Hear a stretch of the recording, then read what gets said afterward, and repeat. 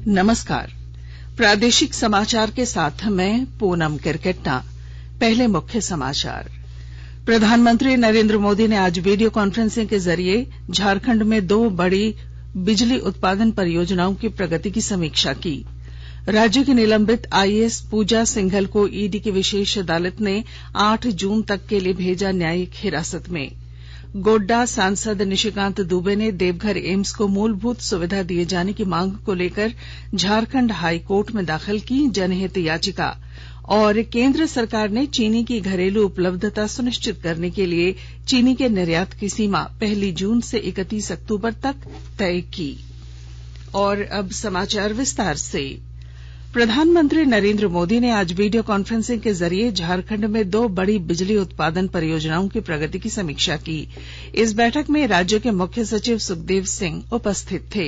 इनमें एक रामगढ़ जिले में राज्य सरकार और राष्ट्रीय ताप विद्युत निगम के संयुक्त प्रयास से निर्माणाधीन पतरातू विद्युत उत्पादन निगम लिमिटेड और दूसरी चतरा जिले में एनटीपीसी की उत्तरी कर्णपुरा ताप बिजली स्टेशन परियोजना है। मुख्यमंत्री हेमंत सोरेन ने दोनों परियोजनाओं में देरी के कारण राज्य में ऊर्जा संकट को देखते हुए हाल ही में संबंधित विभागों और अधिकारियों को बेहतर समन्वय के साथ काम करने का निर्देश दिया था।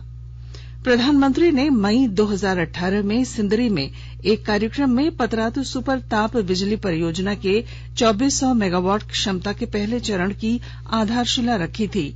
पतरातू में 2 चरणों में 4000 मेगावाट क्षमता का विद्युत उत्पादन संयंत्र स्थापित किया जाना है, जबकि उत्तरी कर्णपुरा में कुल 1980 मेगावाट क्षमता के 3 विद्युत संयंत्र स्थापित किए जाएंगे।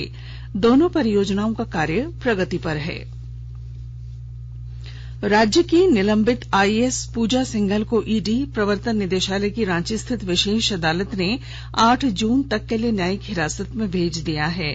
पूजा सिंघल की आज रिमांड समाप्त हो गई थी। इसके बाद प्रवर्तन निदेशालय ने उन्हें अदालत में पेश किया था। पूजा सिंघल विशेष न्यायाधीश पीके शर्मा की कोर्ट में उपस्थित हुई। प्रवर्तन निदेशालय ने खनन और मनरेगा में भ्रष्टाचार के मामले में पूजा सिंघल को 11 मई को गिरफ्तार किया था। उच्चतम न्यायालय ने झारखंड उच्च न्यायालय को मुख्यमंत्री हेमंत सोरेन के खिलाफ दायर जनहित याचिका की सुनवाई पात्रता पर विचार करने को कहा है। याचिका में मुख्यमंत्री हेमंत सोरेन द्वारा स्वयं को खनन लीज पट्टे की मंजूरी की सीबीआई और प्रवर्तन निदेशालय से जांच कराने की मांग की गई है। न्यायमूर्ति डीवाई चंद्रचूड़ और बेला एम त्रिवेदी की पीठ ने झारखंड उच्च न्यायालय को यह निर्देश दिया। शीर्ष न्यायालय झारखंड सरकार द्वारा दायर याचिका की सुनवाई कर रहा था, जिसमें झारखंड उच्च न्यायालय के 13 और 17 मई के आदेश को चुनौती दी गई थी। इस याचिका में झारखंड सरकार और मुख्यमंत्री हेमंत सोरेन ने सुनवाई पात्रता के आधार पर जनहित याचिका खारिज किए जाने की मांग की थी। त्रिस्तरीय पंचायत चुनाव के चतुर्थ चरण में रामगढ़ जिले के मांडू प्रखंड में होने वाले चुनाव के मद्देनजर आज जिला समाहरणालय स्थित एनआईसी सभागार में जिला निर्वाचन पदाधिकारी पंचायत सह उपायुक्त सुश्री माधवी मिश्रा ने सामान्य प्रेक्षक और पीठासीन पदाधिकारियों के साथ आवश्यक बैठक कर पीठासीन पदाधिकारियों, प्रथम, द्वितीय और तृतीय मतदान पदाधिकारियों का तृतीय रैंडमाइजेशन किया। जिले के मांडू प्रखंड में होने वाले चौथे चरण के चुनाव के मद्देनजर अनुमंडल पदाधिकारी ने विभिन्न क्लस्टरों और मतदान केंद्रों का निरीक्षण भी किया। इस दौरान अनुमंडल पदाधिकारी ने प्रखंड विकास पदाधिकारी सह अंचल अधिकारी मांडू जय कुमार राम को प्रखंड के विभिन्न क्षेत्रों में बनाए गए क्लस्टर्स और मतदान केंद्रों का नियमित निरीक्षण कर वहां मूलभूत सुविधाएं सुनिश्चित करने का निर्देश दिया। त्रिस्तरीय पंचायत चुनाव के तहत जिले के सरायकेला अनुमंडल में संपन्न हुए तृतीय चरण के चुनाव का मतगणना कार्य 31 मई से किया जाएगा। प्रातः 8 बजे से काशी साहू कॉलेज सरायकेला में कुल 85 काउंटिंग टेबल पर सरायकेला अनुमंडल अंतर्गत 5 प्रखंडों के लिए मतगणना कार्य किया जाएगा। झारखंड की 2 सीटों समेत 15 राज्यों की 57 राज्यसभा सीटों के लिए 31 मई तक नामांकन पत्र दाखिल किए जा सकेंगे। नामांकन पत्रों की जांच 1 जून को होगी और 3 जून तक उम्मीदवार अपना नाम वापस ले सकेंगे। इसके बाद 10 जून को सुबह 9 बजे से लेकर शाम 4 बजे तक मतदान कराया जाएगा। मतों की गिनती 10 जून शाम 5 बजे से शुरू हो जाएगी। झारखंड की जिन 2 सीटों के लिए चुनाव होना है उनमें एक सीट केंद्रीय मंत्री मुख्तार अब्बास नकवी और दूसरी महेश पोद्दार के पास है। 7 जुलाई को दोनों का कार्यकाल खत्म हो रहा है। सूचना और प्रसारण मंत्रालय ने कहा है कि जब मीडिया जगत में विश्वास और प्रामाणिकता की बात आती है तो आकाशवाणी का समाचार नेटवर्क सबसे आगे होता है। मंत्रालय के अनुसार रॉयटर्स इंस्टीट्यूट की वर्ष 2021 की एक रिपोर्ट में भी इसकी पुष्टि की गई है। आकाशवाणी समाचार नेटवर्क के डिजिटल प्लेटफॉर्म पर प्राप्त उपलब्धि से भी इसकी पुष्टि होती है। मंत्रालय ने कहा है कि आकाशवाणी समाचार ने हाल ही में ट्विटर पर 30 लाख फॉलोअर्स का आंकड़ा पार कर लिया है। आकाशवाणी सभी राज्यों और केंद्र शासित प्रदेशों में अपने 44 ट्विटर हैंडल के माध्यम से क्षेत्रीय भाषाओं में समाचार प्रसारित कर रहा है। मंत्रालय ने कहा कि बदलते समय के साथ आकाशवाणी समाचार ने अधिक से अधिक श्रोताओं, विशेष रूप से युवाओं तक पहुंच बनाई है। आकाशवाणी कई अन्य डिजिटल प्लेटफॉर्म जैसे YouTube app, website, Facebook, Instagram और कू पर पारंपरिक माध्यमों के साथ समाचार अपडेट प्रदान करता है। मंत्रालय ने कहा कि news on AIR app Akashvani के लिए परिवर्तनकारी सिद्ध हुआ है। मंत्रालय ने कहा कि 3 वर्ष की छोटी अवधि में news on AIR official YouTube channel के 5.5 लाख सब्सक्राइबर की वृद्धि सभी प्लेटफॉर्म्स पर आकाशवाणी समाचार की प्रासंगिकता को दर्शाती है। प्रसार भारती के मुख्य कार्यकारी अधिकारी शशि शेखर वेम्पटि ने इस उपलब्धि की सराहना की। उन्होंने आकाशवाणी भवन में सोशल मीडिया टीम से मुलाकात की और उनसे अपनी रचनात्मक भावना के साथ नई ऊंचाइयों को छूने का आग्रह किया। आकाशवाणी समाचार के प्रधान महानिदेशक एन वेणुधर रेड्डी ने कहा कि यह सामूहिक कार्य का परिणाम है और लोगों के बीच आकाशवाणी समाचार की विश्वसनीयता का प्रतिबिंब है। आकाशवाणी के ताजा तरीन समाचारों के लिए आप हमारी वेबसाइट newsonair.com पर लॉग ऑन कर सकते हैं। ताजा समाचार Twitter handle @AIR News Alerts और Facebook page all India radio news पर भी उपलब्ध है। आप प्रादेशिक समाचार एकांश के ट्विटर हैंडल @AIR News _ और फेसबुक, इंस्टाग्राम पेज तथा YouTube channel AIR news Ranchi पर भी हमारे बुलेटिन सुन सकते हैं। प्रादेशिक समाचार आप आकाशवाणी रांची से सुन रहे हैं और अब पेश हैं कोरोना से बचाव के कुछ संदेश। चलो मिलकर एक शुरुआत करें, चलो एक फैसला आज करें, मास्क नहीं तो टोकेंगे, कोरोना को रोकेंगे, चलो एक वादा करते हैं, चलो एक वादा करते हैं, मास्क नहीं तो टोकेंगे, कोरोना को रोकेंगे। भारत सरकार द्वारा जनहित में जारी। कोविड-19 से बचाव और सुरक्षित रहने के 3 उपाय। मास्क लगाएं, 2 गज दूरी है जरूरी, सुरक्षित दूरी रखें, हाथ और मुंह साफ रखें। प्रादेशिक समाचार में आपका फिर स्वागत है। देवघर एम्स को मूलभूत सुविधा दिए जाने की मांग को लेकर झारखंड हाईकोर्ट में गोड्डा सांसद निशिकांत दुबे ने जनहित याचिका दाखिल की है। यह याचिका अधिवक्ता दिवाकर उपाध्याय की ओर से दाखिल की गई है। याचिका में कहा गया है कि देवघर का एम्स बनकर तैयार है, लेकिन झारखंड सरकार की ओर से पानी, बिजली, पहुंच पथ और 20 एकड़ जमीन नहीं दी जा रही है। इसकी वजह से एम्स पूरी तरह से संचालित नहीं हो पा रहा है।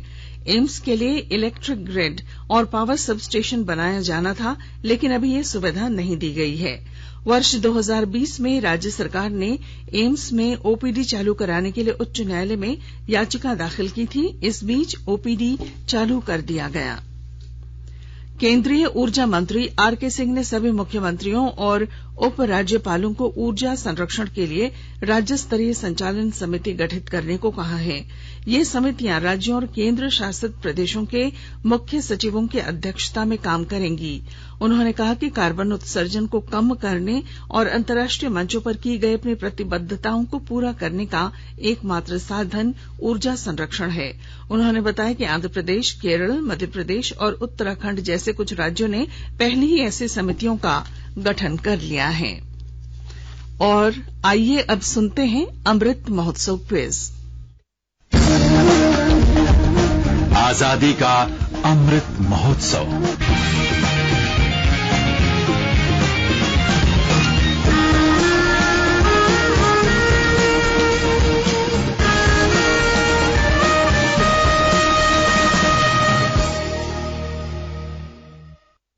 देश के 75वें स्वाधीनता दिवस समारोह के उपलक्ष्य में आजादी का अमृत महोत्सव के अंतर्गत प्रादेशिक समाचार एकांश आकाशवाणी रांची स्वाधीनता संग्राम और उसके गौरवशाली इतिहास पर साप्ताहिक विशेष प्रश्नोत्तरी का आयोजन कर रहा है। यह क्विज 15 अगस्त 2022 तक प्रत्येक बुधवार शाम 7 बजे प्रसारित होने वाले प्रादेशिक समाचार में शामिल होगा। सेंट्रल कोलफील्ड्स लिमिटेड और mission blue foundation Amrit Mahotsav quiz में आकाशवाणी समाचार रांची के साथ सहयोगी के रूप में शामिल हैं। आज का प्रश्न है, स्वतंत्रता संग्राम के दौरान अबुआ राज की घोषणा किस मुंडा सरदार ने की थी? प्रश्न एक बार फिर सुने।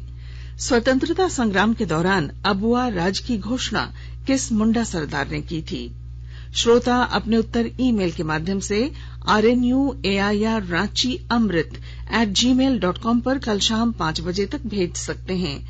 आप जवाब के साथ अपना नाम, पता, फोटो और फोन नंबर भी भेजें ताकि लकी विजेता बनने पर आपका ई प्रमाण पत्र और पुरस्कार आप तक पहुंचाया जा सके। विजेता की घोषणा कल शाम 7 बजे प्रसारित होने वाले प्रादेशिक समाचार में की जाएगी। केंद्र सरकार ने चीनी की घरेलू उपलब्धता सुनिश्चित करने के लिए चीनी के निर्यात की सीमा तय करने का फैसला किया है।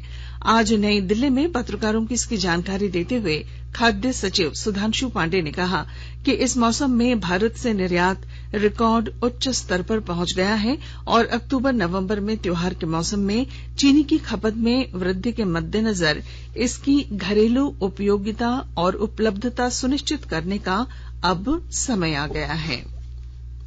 गढ़वा जिले के रंका प्रखंड के भांवरी गांव के NH 343 मुख्य सड़क पर आज सुबह एक अज्ञात पिकअप वैन ने 2 मोटरसाइकिल सवारों को टक्कर मार दी, जिनमें एक की घटनास्थल पर ही मौत हो गई और एक अन्य को घायल अवस्था में गढ़वा ले जाया गया, जहां से चिकित्सकों ने उन्हें बेहतर इलाज के लिए रांची रेफर कर दिया है।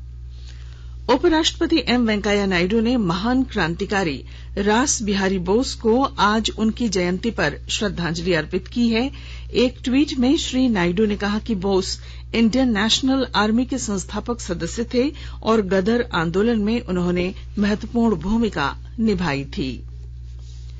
आज विश्व थायराइड दिवस है। थायराइड रोग, उसके लक्षण, रोकथाम और उपचार के बारे में जागरूकता के उद्देश्य से हर वर्ष 25 मई को यह दिवस मनाया जाता है।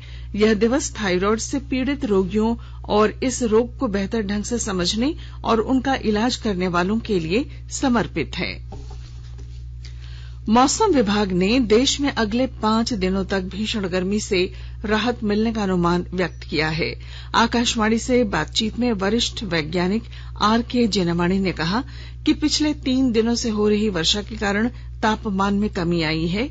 उन्होंने कहा कि देश के अधिकांश हिस्सों में तापमान सामान्य से नीचे है। हॉकी।